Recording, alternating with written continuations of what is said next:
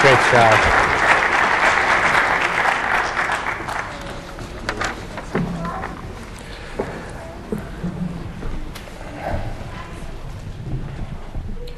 I would like to introduce Rabbi Alan Alpert for a few remarks in the benediction. Rabbi Alpert has been a close Singer family friend for many, many years.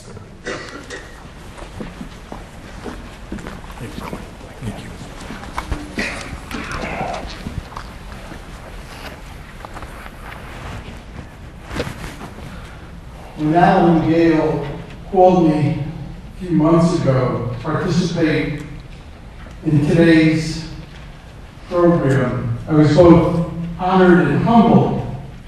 I have known the Singer family for nearly 30 years and have always been treated as a member of their warm and caring family. The patriarch of the family, Leon, of blessed memory, would have been enormously proud of the foundation established to honor Risa's memory. Leon would have been proud, nothing less. As I look out and see Risa's mother, Harriet, I know that she too is committed to honoring the memory of her daughter through the establishment of this foundation. The Singers exemplify the statement that life is to be lived. In the face of catastrophic loss, the Singer and Rosengard families have held their collective heads high, come together, and produced this extraordinary program to promote Risa's memory as a vehicle for helping others sustain themselves in their own times of need. I would now like to offer the following words as a benediction. No religion is an island. There is no monopoly on holiness. No religion is an island. We share the kinship of humanity, the capacity for compassion. The creation of one atom promotes peace. No one can say my ancestry is nobler than yours. We are diverse in our devotion and commitment. We must unite in working together. Let us help one another overcome hardness of heart, opening minds to the challenges we face. Let us not be guided by ignorance or disdain. Let acts of holiness illumine our paths. As we work together, Risa's life will become immortal.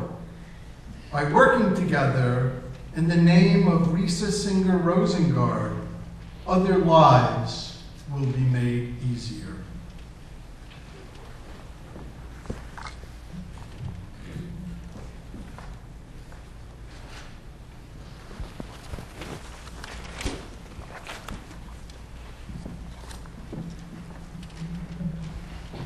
Thank you, Rabbi Alpert. Next, I want to introduce our keynote speaker, Kelly Tuthill. Many of you may recognize her from some of her award-winning news reports on WCVB Channel 5. She has covered numerous stories of local and national significance, including the Columbia Space Shuttle explosion, the 2000 presidential recount in Florida, the death of JFK Jr., her reporting of the protests outside the 2004 Democratic National Convention in Boston helped WCVB win the Best Breaking News Coverage Award from the Associated Press. She has also covered the Red Sox championship runs, as well as the Patriots Super Bowl 36 victory, something Risa was very fond of. Kelly is a breast cancer survivor who shared her journey from diagnosis to recovery with the Channel 5 family of viewers and online users. The cameras followed her from the early days of decision-making through surgery, chemotherapy, and radiation. Kelly's frank personal diary on the BostonChannel.com has received over 1 million page views since its launch in January 2007. It's my honor to introduce Kelly Tuthill.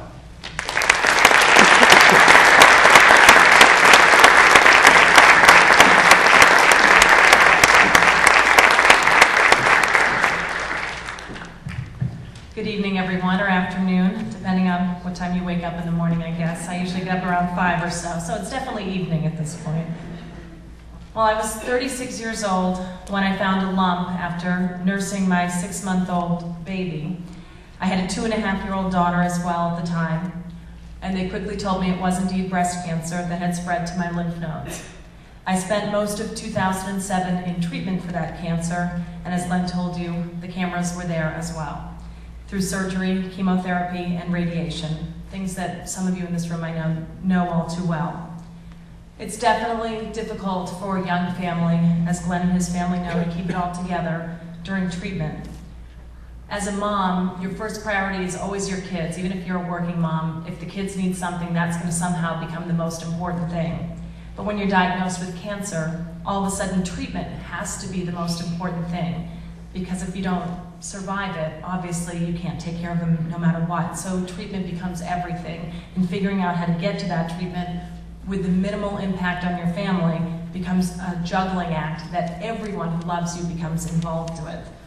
The disruption is really hard. You go from 1 minute having what appears to be at least a happy, normal life, to the next minute having something where everything's turned upside down and everyone's roles are turned upside down.